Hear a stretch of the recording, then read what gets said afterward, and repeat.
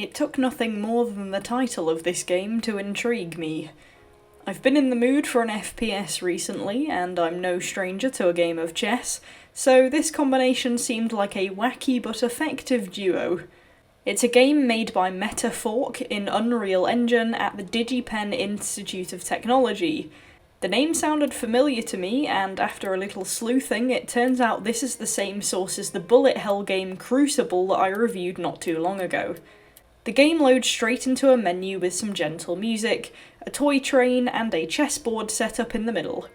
Facets of the room hold the menu items, the painting on the left being the credits. The painting has someone's face superimposed over the top, and I'm going to assume that the faces are members of the development team. Clicking the credits, you see that a team of 3 people did the main developing, but it was made by around 15 people total, so the credits are over fast, and when they finish, the face on the painting sometimes changes, which is a nice personal touch. The fireplace below the painting holds the tutorial. All it tells you is to play chess, but don't think too hard about it. I don't need to be told twice not to think, and when it got to the point of one piece going to take another, a fight started. I was instructed to kill the other piece with the gun, as that's the only distinguishing feature it has to determine that you need to shoot it. Not that you can't shoot all the other pieces on the board either. That is essentially the entire game explained. This is chess, but with the twist that your pieces fight back, and you're the one that fights. The menu room is your game map, and that map is your oyster. Your fight is not confined to the chessboard, and you can climb all over the room and hide under the table if you so desire to get away from your opponent. Once you kill the enemy piece, the game says congrats, and that's it. Your initiation is complete. I tried to get into fights with the different pieces in the tutorial before playing others, but the tutorial pushes you into fights as fast as it can, so it didn't give me time to get pieces like the rook out to be able to see what they did, but I'll go through the abilities and loadouts in a minute. The next section of the menu contains this information about abilities and loadouts that you can pre-read before entering a game. The next part is the options, with game options including mouse sensitivity scoped and unscoped, inverting the y-axis and enabling chat wheel function. There's no free typed chat in this game, but you can use a chat wheel to communicate. I'll elaborate on that a bit more later.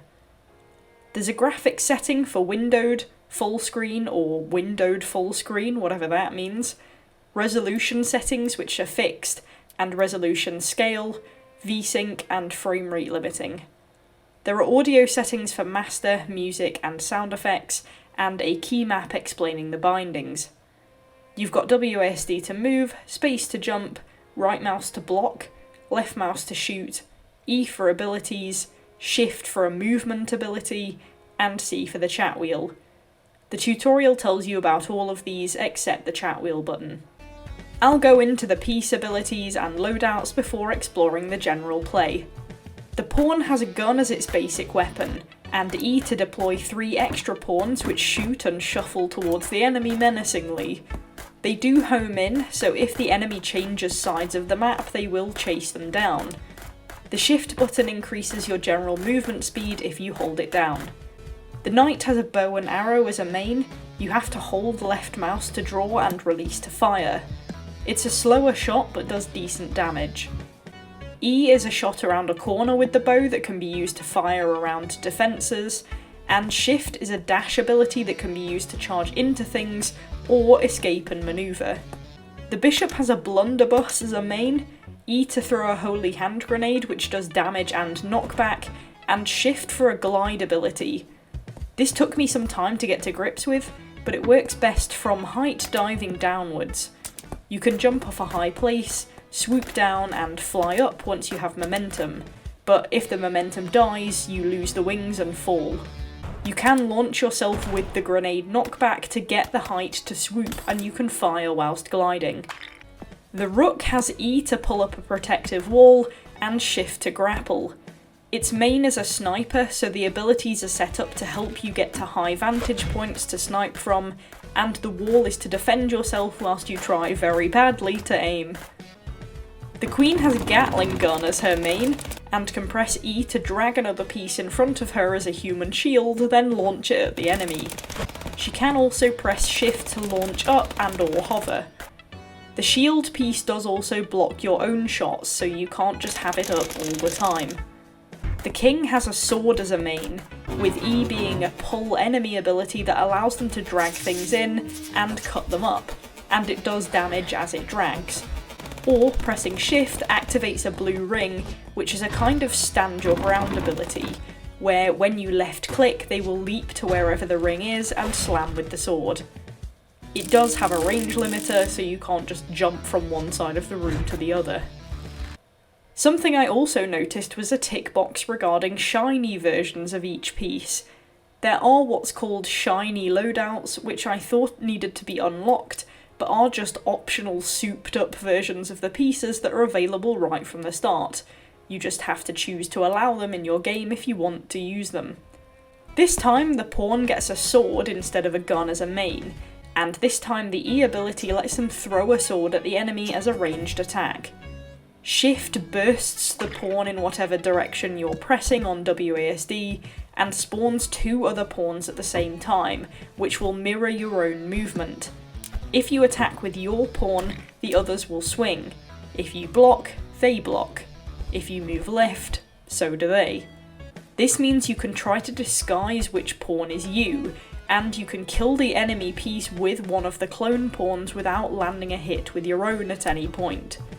This does make pawn duels more close quarters, but it does give pawns a bigger disadvantage against ranged enemies, and I found that trying to fight back against a bishop or rook as a pawn in shiny mode was way harder than in normal mode.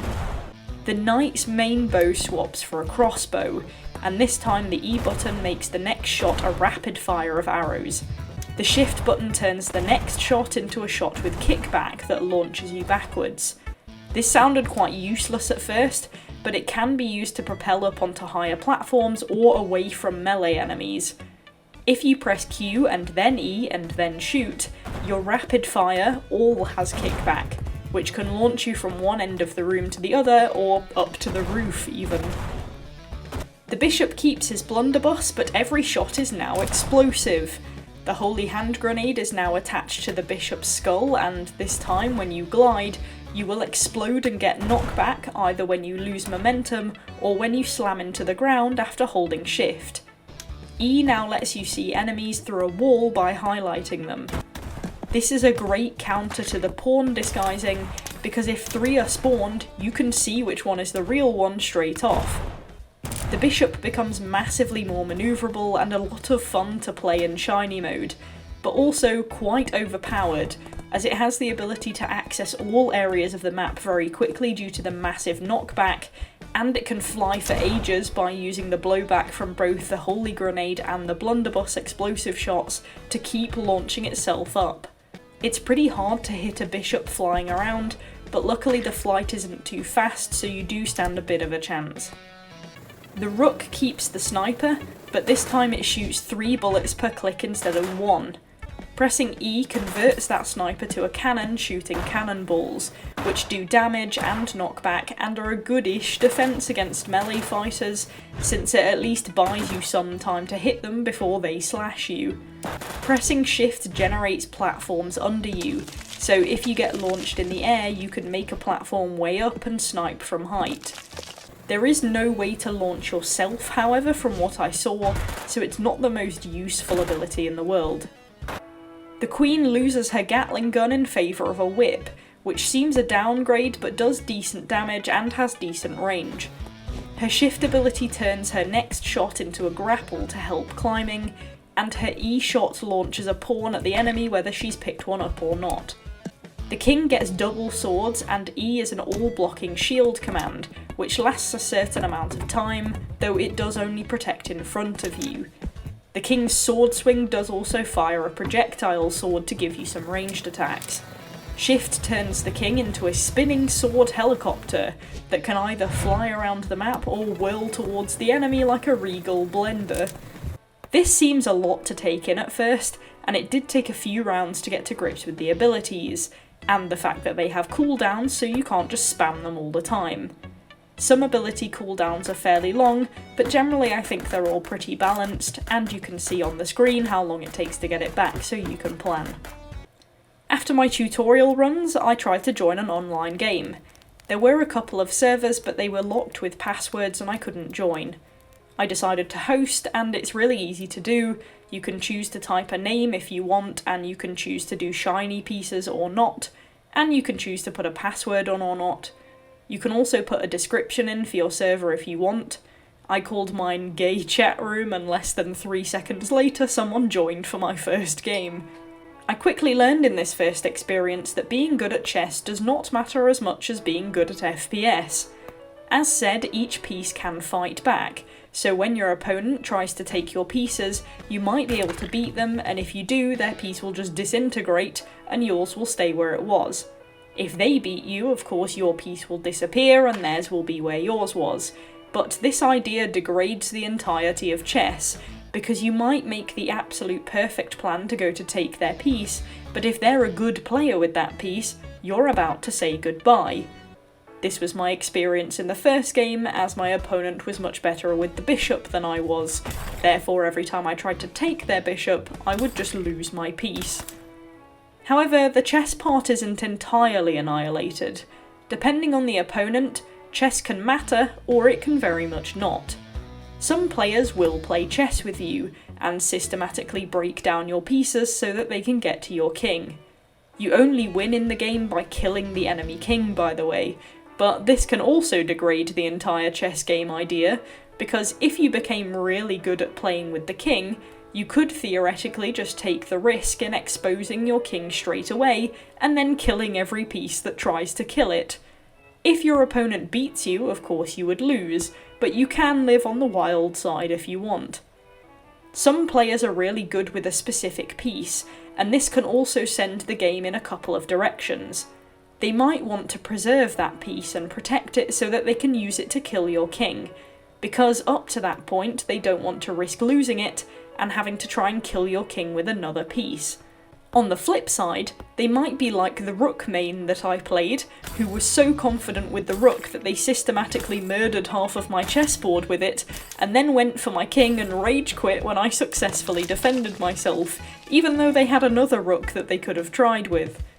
The same thing happened with a queen main, who also murdered multiple pieces, and then beat my king straight after and won. This means that there is actually strategy still involved in the game, because you have to change your chess game and where you move your pieces depending on your opponent's playstyle. I should say now that you do need some knowledge of chess to play this game, but all you need to know is how the pieces move on the board, and maybe what castling is, since you can do that as well. The concept of protecting pieces is also helpful to let you build defences against enemy pieces, but it doesn't go much further than making a wall of bodies between your enemy's pro piece and your king to prolong the inevitable. The last two examples are a great opportunity to show this. The initial part of the game very often involves putting out some feelers to get used to your opponent's skill levels with each type of piece, so that you can adapt your game to it. Very often the players who are strong with a specific piece will reveal themselves to you very quickly, because they will pull it out and put it in situations that in a real game of chess would be very stupid. Because they can. Because if you try and take it, they will annihilate you. You have to decide not just what pieces to take, but what pieces you're going to take them with, so that you stand a chance of beating them in a fight. And you have to play enough chess to be able to get yourself in a position to do that. Instead of seeing every piece as a threat like in normal chess, if you know your opponent is weak with a knight, you don't need to be as concerned seeing it being able to take a piece that you're strong with. But if they put a piece that they're strong with next to one of your pieces looking to attack, the best option is to avoid rather than engaging in a fight. So on top of normal chess, your capability in combat with your pieces has a big sway on how you play the game and its results. And generally all the pieces are well balanced enough that you can beat any piece with any other piece if you're good enough.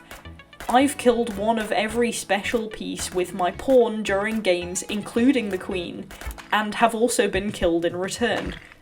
There was one game where both me and the opponent tried to take a pawn with our queen and ended up losing, which was just sad. Though I have to admit taking a queen with a pawn is very satisfying in chess. But in this game it becomes a horror movie, hiding under a table whilst a flying deity with a Gatling gun hunts you down. The game does take into account headshots from the looks of things as well. Obviously, headshot is a loose term in a game where the pieces don't have heads, but generally if you aim for the top chunk of the enemy piece, you can win in 2 or 3 shots, which also evens it out when you're playing as pawns. The only big imbalance I think I would highlight is shiny bishop versus shiny pawn, because with the pawn being mainly melee, with only one ranged attack on a cooldown, it's almost impossible to land a hit on the bishop when all of its attacks have knockback that can launch you away and when it's so massively manoeuvrable. One thing I did struggle to understand at first was how the game decides whose turn it is after the combat sections, because sometimes I would win and it would be my turn, and sometimes it wouldn't. But from observation I think it goes like this. If you attack them and you win, it's their turn. If you attack them and they win, it's also their turn. If they attack you and you win, it's your turn. And if they attack you and they win, it's also your turn. Basically, if the attacker wins, it gives the opponent a turn, and the opponent earns a turn by successfully defending themselves from the attacker. However, it is also possible to tie in this game. It took multiple games before I saw it happen, but I was having a solid game with another player who knight 1v1'd me, and we managed to get a kill at the same time. In this case, both pieces disappear off the board when it resets. It's possible that you can only tie with the same types of piece, because my second tie was pawn versus pawn. I don't know if you can do this with mixed piece types. The online play also highlighted a couple of issues with the game. A minor one to start is the chat wheel. In general, I like the idea of it. It's nice to be able to communicate somewhat with your enemy. However, it desperately needs an "it's your turn" option on it. In games with less experienced players, there are times when the aforementioned post-fight turn delegation hasn't clocked for them yet, so you sit there unable to move and you can't carry on the game until they realise you're not just being AFK or slow. I had to throw yeses and smiley emoticons at my opponent until they figured out it was up to them to get the game moving again. The ending of my first game brought up what's probably my main problem. It's a bit buggy, inconsistent. It's hard to pinpoint what the exact issue is, but I think sometimes the game doesn't read the correct result of a move or a fight. I took the enemy pawn with my knight to get close and goad his king into attacking me. As I was alright with the knight, I thought I fancied my chances beating the king better with that. Instead, a pawn versus queen fight initiated as he tried to take my pawn, and then a king versus knight fight initiated, and before I even had a chance to do the fighting, the game just decided that I won. No idea what happened there, but it wasn't the only time. There was an instance where I think I killed an enemy, but the game chose to show the kill cam from their perspective being killed rather than mine killing them as it did all the other times before. One of the other issues is that, if your enemy leaves the game midway through, the game just halts. It doesn't give you the win, it doesn't exit you from the game, you have to quit via the menu yourself. It just tells you that the enemy is left and leaves you hanging.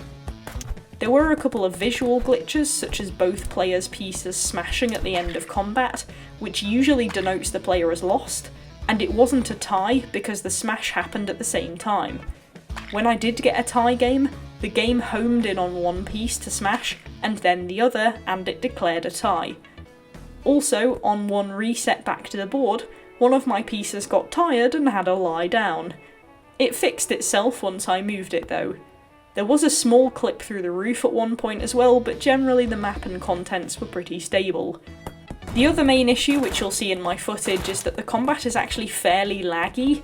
It doesn't get to the point of freezing, but there are visual delays. Now somehow this doesn't actually affect the targeting for the most part. There were points where I thought that I should have landed a hit, or had to jerk myself around to realign to where the enemy was, but the movement is quite juddery and it does make it harder than it needs to be to aim. You can see this in replays and the general gameplay. I also had one instance where the game crashed. No idea why, wasn't doing anything particularly special, it just collapsed on me. But that was one crash in the span of about 4 hours, so not too bad. It's an ambitious game in its features with the wide open map space, the abilities, online play and kill cams taken from the enemy screen. It has local as well as online, it's very targeted in its premise, but it does have space for creativity, which I'll go on to in a sec. The online play is just a lot of 1v1ing with different piece combos against players of different abilities. I had a game against someone who didn't seem to have a clue what was going on, another one which was clearly gifted with a queen and came in and stomped my entire team, another with someone of similar ability to me who I played a fairly long game with involving a decent volume of chess. I actually had multiple players quit on me in the online games. The person who tried to take down my team with the rook and then lost against my king was one. One person quit after I killed both their queen and rook with a pawn, and a couple more for seemingly no reason. The good news though is that the online matchups came very fast. The player base isn't extensive, but I didn't have to wait more than a minute for any of my games. If you host, there always seems to be someone waiting for a game. You also always play as white if you host as well, so you get the bonus of moving first. If your player quits on you, you can be back in a game in no time.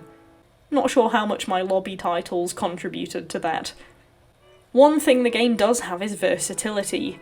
Part of that comes from your opponent, their skill and their playstyle, and your own mastery of the pieces, but there are features in the game to facilitate that. One thing that's not immediately appreciated is that when you go into a combat segment, you always start on the chessboard at the centre of your own side. However, the rest of the pieces are still on the board in exactly the place that they were when your fight started. If you've cleared all of your pawns from the middle, you'll have open ground to hit your enemy straight off. But if you have a line of pawns still, you'll actually have defences in front of you, since your enemy's shot will hit them first. Now these pieces are very ragdollable, so the second you impact them they fly everywhere, but it's a really nice touch that the chessboard mirrors the actual game board, because that can impact the start of the fight a little bit. Once you get onto the ceiling light, it's a different matter, but I like that feature. The other feature of the game which I quite like is the map editor. It was hard to spot, but when hosting there's a tick box saying Open Map Editor. I gave it a try and it opened to a chessboard where you have a choice of all the pieces, black and white, and shiny pieces. This explained a weird scenario that I'd found in an online game earlier when I joined to find that I somehow had 2 kings instead of a queen, and half a team of shiny builds and half a team of normal loadouts. I wondered how someone managed to get a custom board into the game, as when you press shiny pieces normally it makes the whole team shiny, but it's very easy to do in the map editor. You can click on a space to place whatever piece you have selected there. You can put white pieces on the other side of the board, black on your side, you can mix and match them between, you can fill the whole board if you want, and you can do some normal and some shiny. You can name these boards and save them, which happens instantly, and when you go to host a game, you can just load a pre-made board and use that as an online platform. I decided to have a go at a king-only 1v1 board, with just one white and one black king. This is where the lobby title and description are useful because it let me tell any joiners what they were walking into, since if you use default board name, people are expecting a normal game, and are likely to leave when they walk into this dumbass scenario. You do the name and description before the map editor though, so you have to know what you're about to generate to make it accurate. I did very much enjoy the rounds with my one willing stranger that engaged in a few rounds of goofing and had some king 1v1s with me. I had to make it kings because you can't win the game without killing the enemy king, but the custom board feature I think is really good because it means you can screw up the game even more and make it harder for people to pull their favourite pieces out into the main game, though you would have to take care to balance the pieces. You couldn't have a ton of shiny bishops against normal pawns on each side, because the pawns would be very unlikely to win and there's not much point having them there as an example. You might as well just put 10 shiny bishops on each side and let people have at it. All of this feeds into keeping the game interesting. That variety between player skill and length of game, depending on if your opponent will entertain the chess part or just steamroll your team with a Gatling gun, would only be able to carry the game so far, I feel, on its own. The shiny pieces themselves are a good addition to make games more dynamic and explosive, outwit the normal abilities, and sometimes half the challenge is figuring out where the hell in this room full of shelves your enemy has even gone. The variety and abilities between the pieces is another part of varying the combat, as even in the normal mode you get a wide variety of ranges to fight at. You can both wiggle on the chessboard in close quarters shootouts, or try popping a rook from 3/4 of the map away. Games as a whole or combat segments can last a while, or they can be over in a matter of seconds.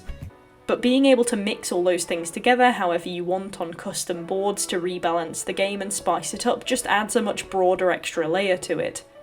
As for the visuals, the base pieces and their weapons are made to look wooden, and the shiny ones metal, which they do. It is a little hard to tell the difference between them, especially with the black pieces, as the white ones are more of an off-white colour when shiny, but the black ones just have the shine on them. The environment isn't realism obviously, but it's got interesting features.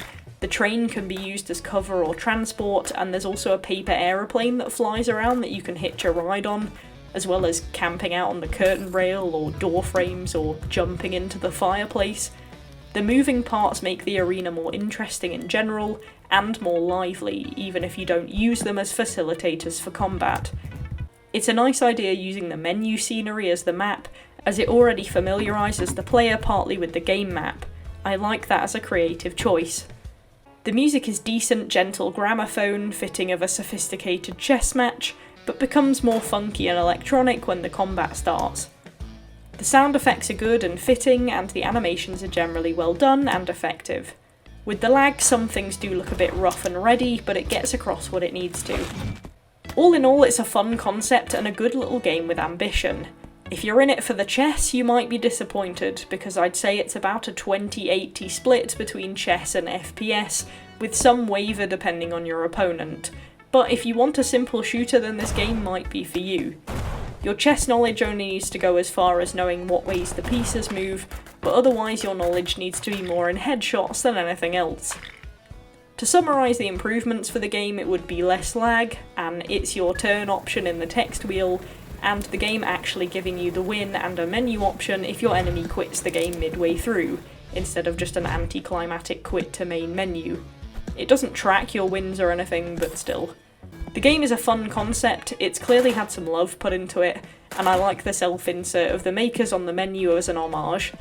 The editor is a nice touch to make the games even more wacky, and despite being a tad unstable and rough around the edges, you can get some good fun out of it, and the replayability will last as long as you can be entertained by weird setups or the variation of opponents the online games will set you against. If they hang around and don't quit on you, of course. The combat is variable, and you can be made to deal with any number of scenarios, and whilst in theory the games could be really short if you immediately throw everything at the opponent's king, you still have to do a bit of chessing to at least get your pieces there, and keep your own king safe at the same time. It's easy to pick up and get to grips with, and nice work from the students who made it, so overall I would give FPS Chess an 8 out of 10.